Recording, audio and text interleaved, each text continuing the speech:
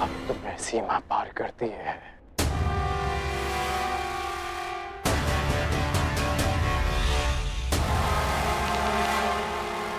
नहीं मित्र, नहीं मित्र, आज इस पौंद्रक का अंतिम दिवस है।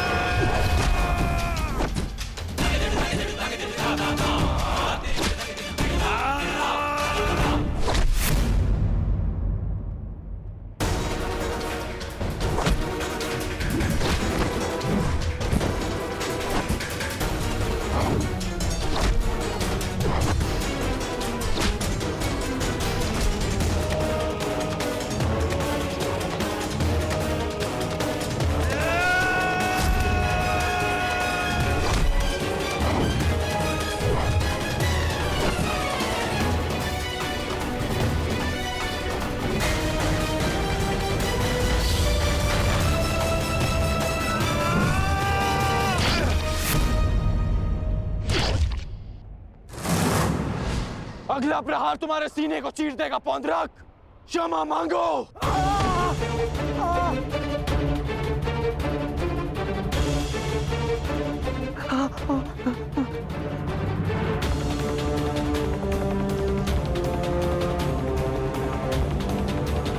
अब बोलो, क्या कह रहे थे तुम?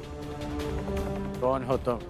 मैं ही हूँ वास्तविक वासुदेव। पौंद्रक वासुदेव मैं ही हूँ। पाखंडी! नहीं गढ़ मित्र, नहीं नहीं मित्र, रुक जाओ अंगराज।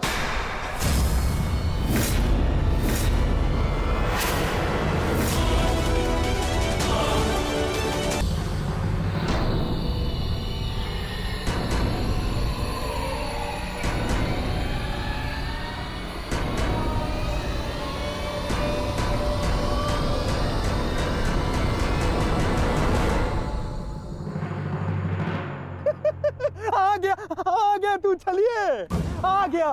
अंततः वो दिन आ गया कृष्ण, जिसकी वर्षों से मुझे प्रतीक्षा थी। यदि अंत से पूर्व मनुष्य को उसकी भूल का भान हो जाए तो अच्छा ही होता है। अब तो तुम्हें विश्वास हो गया होगा कि वास्तविक वास्तविक वासुदेव कौन है। मैं ही हूं वास्तविक वासुदेव। पौंड्रक वासुदेव, इसलिए जिसका अधिकार आरंभ से केवल मेरा है, मुझे मेरा सुदर्शन चक्र दे दो कृष्ण। देने ही तो आया हूं तुम, परंतु चेतावनी, मैं तुम्हें बहुत अवसर दे चुका हूं पौंड्रक। तुम्हारे पाप का घड़ा भरता जा रहा है पौंड्रक। अब मेरा स्वांग रचना बंद करो। चुप कर छलिया कृष्ण। तू ढोंग, तू छलिया मुझे बताएगा कि अब मुझे क्या करना चाहिए और क्या नहीं। जो तुझे देव मानते हैं ना, वो सब दृष्टिहीन है और बुद्धिहीन भी। परंतु मैं नहीं हूं। अपने सहयोगियों को धैर्य की महिमा समझाओ दुर्योधन। युद्ध प्रारंभ होने में अभी समय शेष है और समय से पूर्व युद्ध को आमंत्रण देना सर्वनाश को आमंत्रित करने के समान होता है दुर्योधन। क्योंकि इस समय मैं अस्त्र ना उठाने के लिए बंधित नहीं हूं। मनुष्य को खाई में गिराने के लिए उसका केवल एक पग पर्याप्त होता है पौंड्रक। अभी अभी मैंने कर्ण को रोककर तुम्हें मृत्यु के मुख में जाने से रोका है। कदाचित तुम्हारा अगला पग तुम्हारा अंत ना रोक पाए पौंड्रक।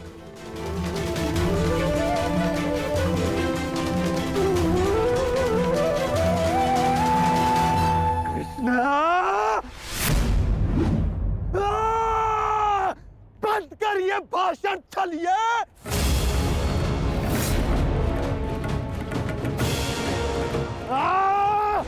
छलिए पाखंडी, आज मैं तेरा अंत करके ही रहूंगा कृष्ण। धैर्य रखो मित्र, क्रोध मुझे भी आ रहा है। अपने क्रोध को युद्ध के लिए बचा के रखो।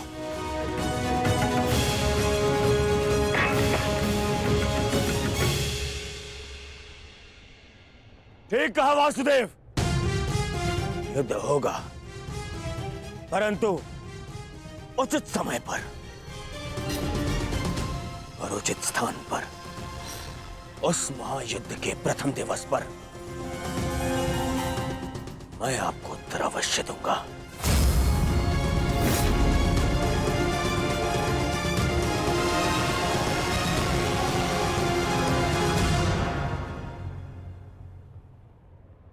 तुम चोटिल हो मित्र, आओ तुम्हें तुम्हारे शिविर पर छोड़ दूं। आओ।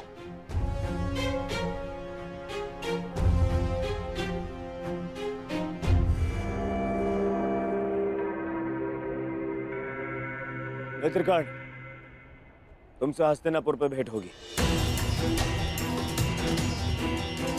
आशा है तब तक तुम अपने इस भ्रम से निकल जाओगे और तब तुम समझोगे कि मेरा चुनाव उचित था। आशा तो मुझे थी मित्र कि तुम अपने भ्रम से निकलकर वास्तविक शक्ति को पहचानोगे,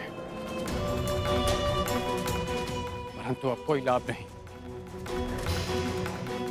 जो हानि तुमने स्वयं को और हम सबको पहुंचानी थी, वो तुम पहुंचा चुके हो। चल मोटे, आज कृष्ण, मैं अपना सुदर्शन चक्र तुझसे लेकर रहूंगा, जिस पर आरंभ से केवल मेरा अधिकार था, है और रहेगा।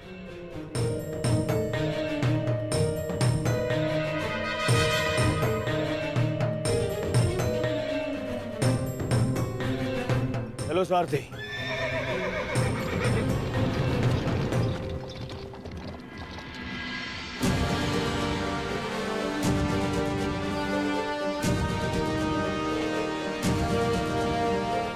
प्रणिपात वासुदेव। आज्ञा दें। इतनी भी क्या शीघ्रता मित्र?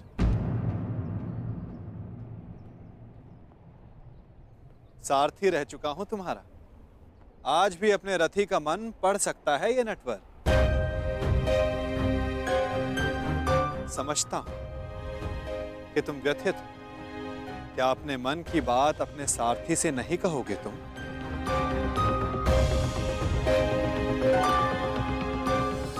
अपने रथी का मन आप पढ़ सकते हैं ना, तो पढ़ लीजिए। इसीलिए कहता हूं मित्र, तुम्हें प्रसन्न होना चाहिए। दुर्योधन ने उचित चुनाव किया। उसे शक्ति चाहिए थी, उसे मिल गई। नारायणी सेना अब उसके आदेश के अधीन होगी। नारायणी सेना में नारायण ही ना हो तो वो कैसी नारायणी सेना केशव?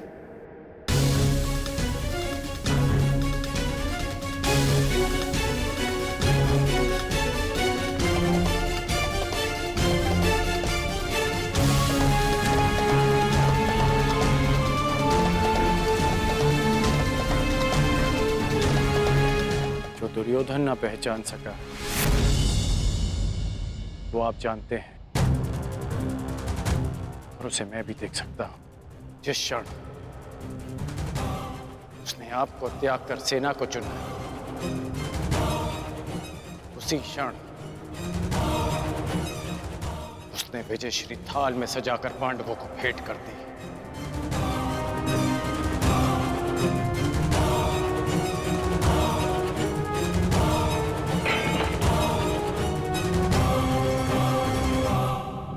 सेना दुर्योधन के अधीन होने से उसकी शक्ति में वृद्धि अवश्य हुई है। तुम्हें नहीं लगता कि अर्जुन ने भूल की? क्या मिला उसे निहत्थे कृष्ण को चुनने से? जिसके हाथ के संकेत से सृष्टि बनती है और बिगड़ती है, वो कैसे निहत्था हो सकता है वासुदेव? परंतु सत्य ये भी है मित्र कि मेरे युद्ध में उपस्थित रहने पर भी मैं युद्ध नहीं करूं, तो फिर मुझसे किसी को क्या हानि और क्या लाभ? सबसे बड़ा अस्त्र तो आप चला चुके हैं, स्वयं को दुर्योधन के विपक्ष में रखकर। आप ही कहते हैं ना कि निर्णय ना लेना भी कभी कभी सबसे महत्वपूर्ण निर्णय होता है, कि हम पक्ष ना चुनकर भी कभी कभी पक्षपात कर जाते हैं, भले ही संसार ना देख पाए। परंतु मैं जानता हूं कि आपने पक्ष लिया है वासुदेव।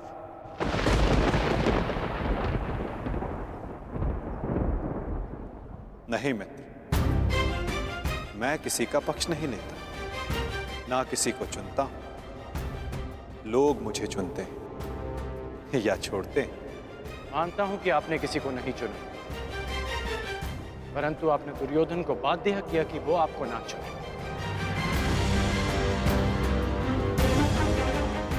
आपने ऐसी परिस्थितियां उत्पन्न की कि वो ही आपको चुने जिसे आप चुनना चाहते हैं।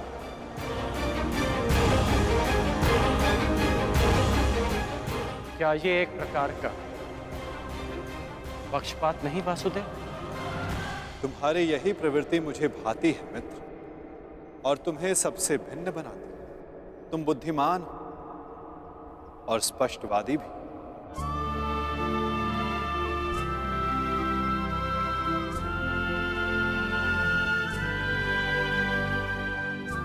ऐसा होकर भी क्या लाभ वासुदेव, जब मैं आपका साथ ना पा सका।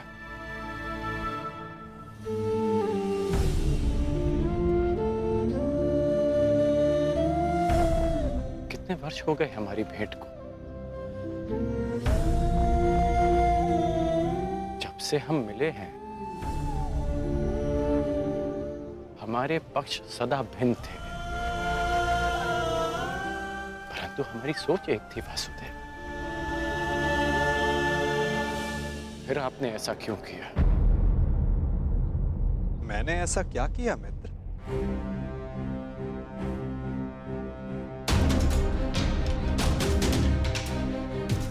आप सब जानते हैं फिर भी ये प्रश्न कर रहे हैं। अब तो मान जाइए कि आप पक्षपाती हैं। कैसा पक्षपात अंगराज? विराट नगर में मैंने कौरवों और पांडवों को समान अवसर दिए कि द्वारका आकर मुझसे पहले जो समर्थन की मांग करेगा मैं उसी का समर्थन करूंगा। विराट नगर में जब आपने वचन दिया, वहां सब उपस्थित थे, परंतु द्वारका में जो घटित हुआ वो केवल दुर्योधन और अर्जुन ही जानते हैं। दुर्योधन को केवल आपने भ्रम दिया और शक्ति दी अर्जुन को।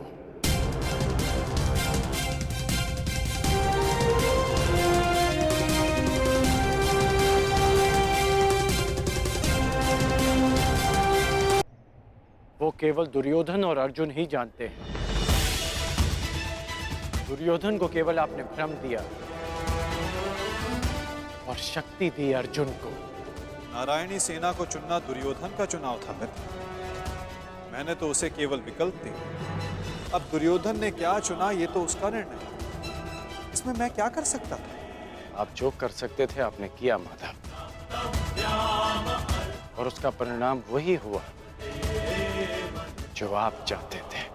यदि आप पक्षपाती नहीं होते तो अर्जुन को देखते ही आप उससे पूछते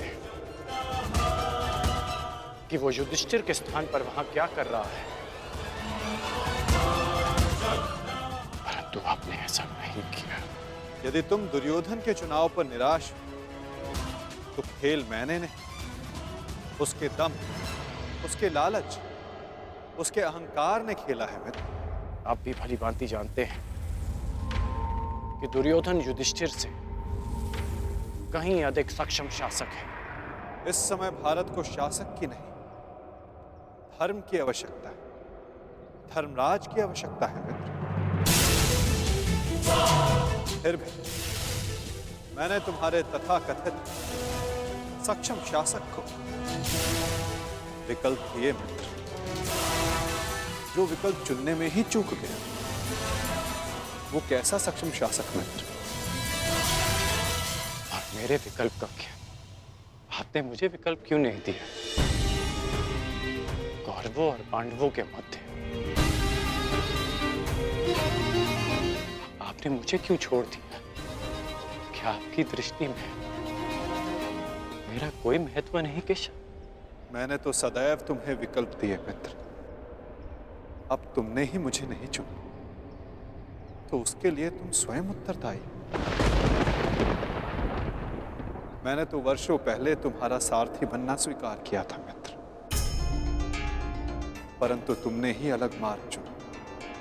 मैं तुम्हें सदा धर्म के लिए लड़ते देखना चाहता था, परंतु तुमने सदैव दुर्योधन के छल का साथ लिया। परंतु अब भी कुछ नहीं बिगड़ा। तुम्हारे लिए अब भी अवसर शेष है मित्र। तुम मनुष्य श्रेष्ठ हो, परंतु अनुचित स्थान पर उचित स्थान का चुनाव करो मित्र। ये विकल्प नहीं है माधव, और यदि आप इसी को विकल्प कहते हैं तो आप ऐसा विकल्प मुझे अनेक बार दे चुके हैं, और मैंने सदा आपसे कहा कि ऐसा संभव नहीं है। मुझे इस बात का खेद रहेगा कि आप मेरे साथ नहीं होंगे, परंतु ये खेद मैं अपने मित्र को नहीं होने दूंगा, जिस मित्र ने मुझ पर विश्वास किया। आप अपना धर्म निभाइए और मैं अपना ऋण चुकाऊंगा वासुदेव।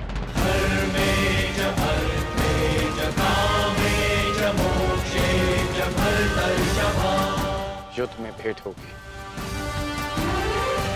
प्रणिपात वासुदेव।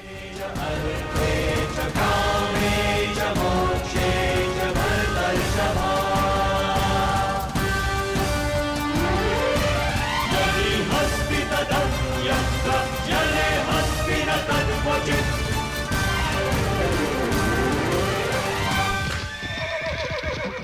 नहीं मित्र, युद्ध से पूर्व हमारी भेंट होगी और मैं तुम्हें एक और अवसर दूंगा।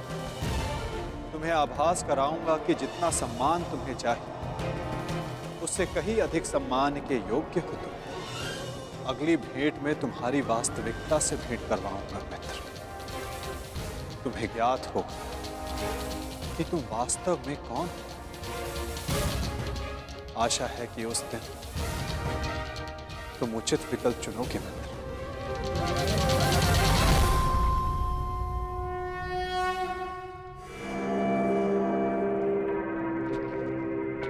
अमाश्री,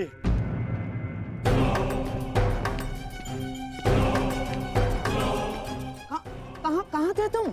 मैं कब से तुम्हारी प्रतीक्षा कर रहा हूँ। बताओ क्या हुआ द्वारका में? और उस छलिया के रहते तुमने नारायणी सेना को कैसे अध्ययन किया आपने? हैं? अब बैठिए तो बैठिए। अरे अमाश्री, आज तक आप अपनी चालों से मुझे आश्चर्य में डालते थे, परंतु आज मैंने इतनी बड़ी वजह से आपको और सबको आश्चर्य में डाल दिया।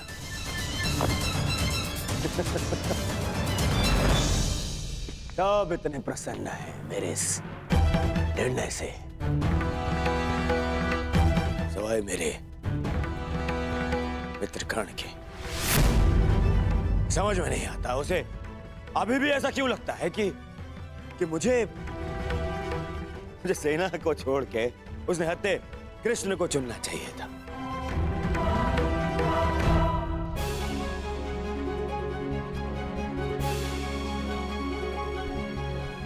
आज वासुदेव हमारे साथ हैं, तो इसका सारा श्रेय पांचाली को जाता है। यदि तुमने अर्जुन को ना भेजा होता तो कदाचित ये संभव ना होता। आपका मेरे प्रति इतना विश्वास मेरे लिए बहुत सम्मान की बात है आर्य, और मुझे भी पूर्ण विश्वास है कि आप हस्तिनापुर के लिए